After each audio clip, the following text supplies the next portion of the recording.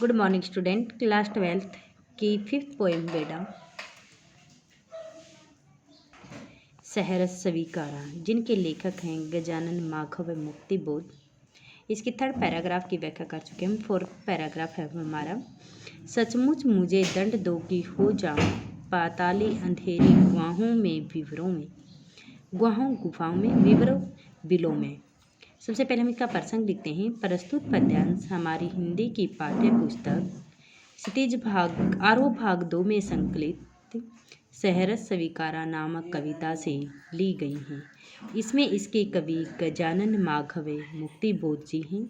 इन्होंने इन पंक्तियों में कविता में कवि ने अपना सब कुछ कहा कि मेरे जीवन में जो कुछ है वह केवल तुम्हें भी प्यारा लगने लगा है, ऐसी असीम सत्ता को संबोधित करते हुए कहते हैं कि उसके बाद में इसकी व्याख्या है कि सचमुच मुझे दंड दो हो जाऊं पाताली अंधेरी गुहाओं में विवरों में। इसमें कवि विशिष्टता को संबोधित करते हुए कहते हैं कि हे भगवान, आप मुझे वास्तव में ही दंड दे सकते हैं, जिससे मैं पाताल की अंधेरी गुफाओं में बिलों में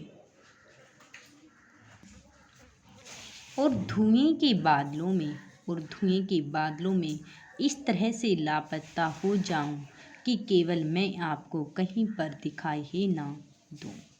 क्या कहा है कि मैं पाताल की अंधेरी गुफाओं में, बिलों में और धुएं के बादलों में इस तरह से लापता हो जाऊं, गुम हो जाऊं कि केवल मैं आपको दिखाई ही ना दूं।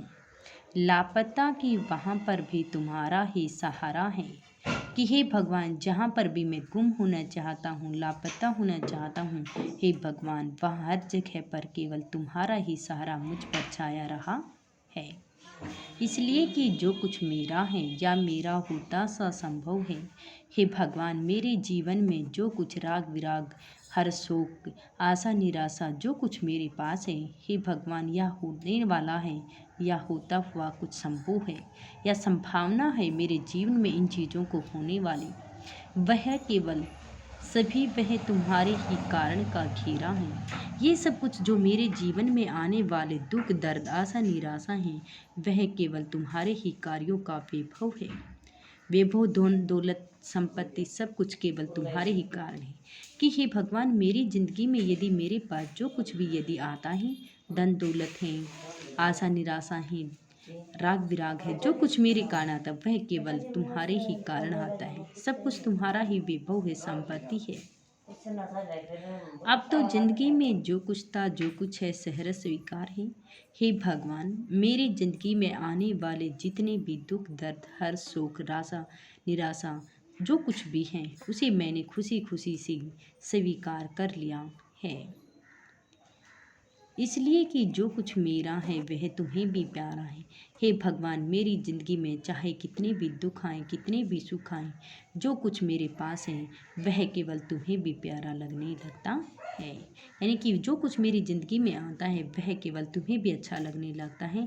वह केवल तुम ही मेरे पास से छीन लेते हो, या जितनी दुख दर्द आशाएं निराशाएं आती है वह सब तुम्हारे ही कारण आता है।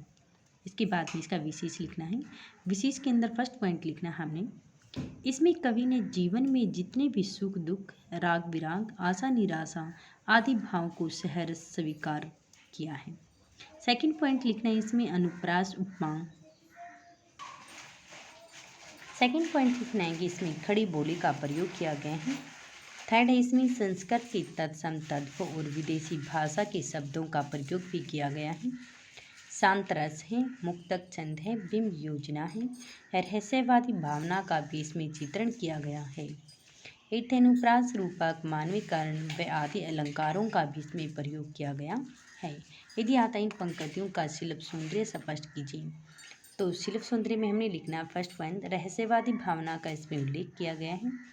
सेकंड, मुक्तक इसमें छंद है। थर्ड, शांत इसमें रस है, खड़ी बोली का प्रयोग किया गया है।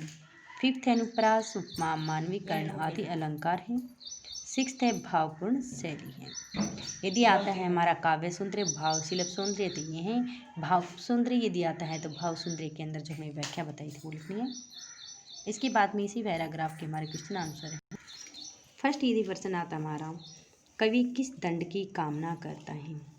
इसमें कवि ने कहा है कि हे भगवान, यदि मैंने आपको भूलने की जो भूल की है वास्तव में ही, तो आप मुझे वास्तव में ही उसके लिए दंडित कर सकते हैं कि पाताल की अंधेरी गुफाओं के अंदर, बिलों में या धुएं के बादलों में मैं इस तरह से लापता हो जाऊं कि हे भगवान, केवल वहां पर भी तुम्हारा ही सहारा मुझ पर छाया रहे। सेकंड है, कवि प्रभु के प्रति क्या समर्पित करना चाहता है। कवि प्रभु के प्रति यह समर्पित करना चाहता है कि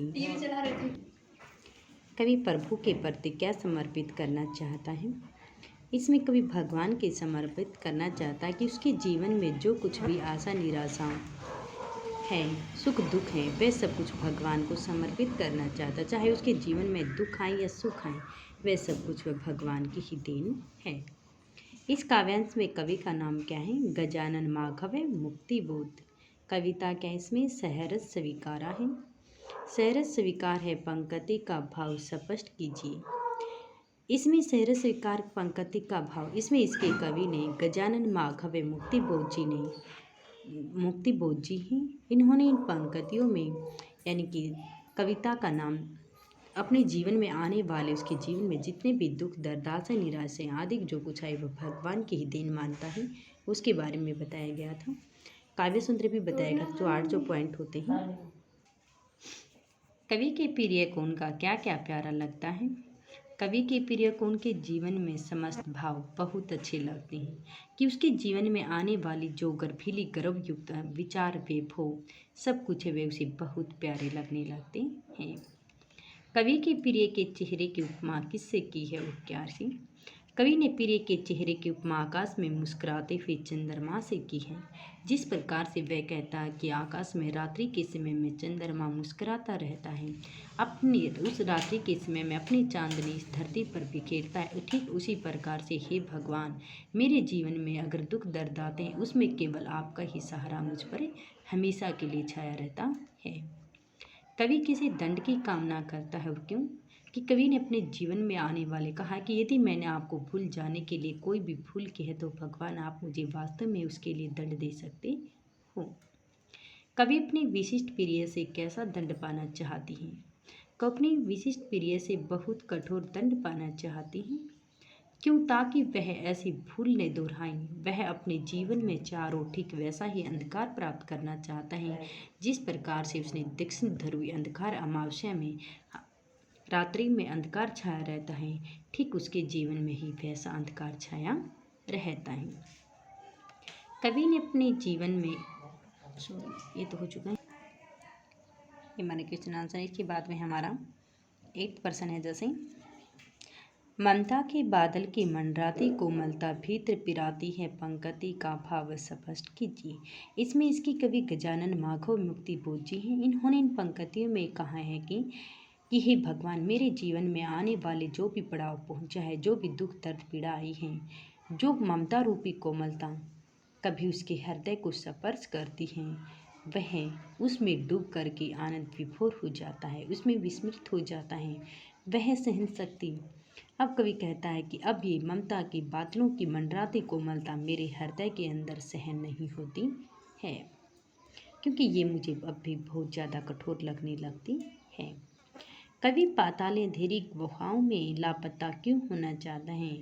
कवि पाताल की अंधेरी गुफा में इस प्रकार से लापता होना चाहता है कि हे भगवान, आप मुझे वास्तव में दंडित करें और मैं इस आकाश की अंधेरी गुफाओं में, बिलों में और धुएं के बादलों में इस तरह से लापता हो जाऊं कि मैं आपको ही मुझे ढूंढना चाहे तो ढूंढ ना सके। लेकिन ये भगवान, मैं जहाँ पर भी जाऊँगा वहाँ पर भी केवल आपका ही सहारा मुझ पर हमेशा छाया रहेगा।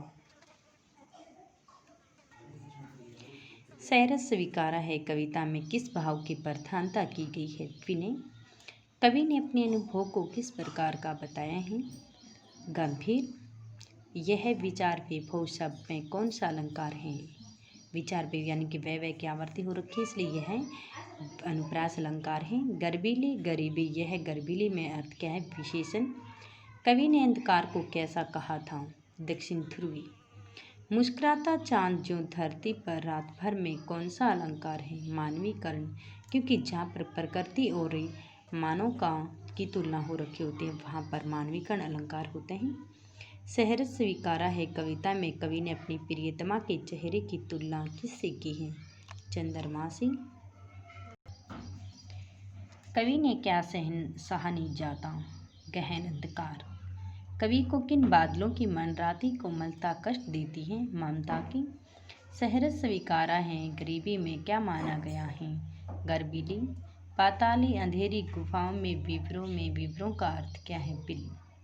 सहरस स्वीकार कविता के अनुसार ममता के बादल की मंडराती कोमलता कहाँ गिराती है? उसके हृदय के अंदर। सहरस स्वीकारा है कविता में बहलाती सहलाती आत्मीयता क्या नहीं होती है? उसके हृदय के अंदर सहन नहीं होती है। भीतर की सरिता का अर्थ क्या है? मनोभाव से। अब ये 5th पोएम हमारी 12th क्लास में 5th पोएम सहरस स्वीकारा है। इसके 4th पैराग्राफ की व्याख्या, ये सभी के क्वेश्चन आंसर और अभ्यास की परीक्षा उपयोगी और हमारा ये जीवन परिचय राइट प्लस लर्न। आज ये हमारी 5th पोएम है जो कंप्लीट हो चुकी है। तो जीवन परिचय से चारों व्याख्याओं के पर्सन ऑप्शन टाइप सभी right plus learn 12th class का यही कार्य।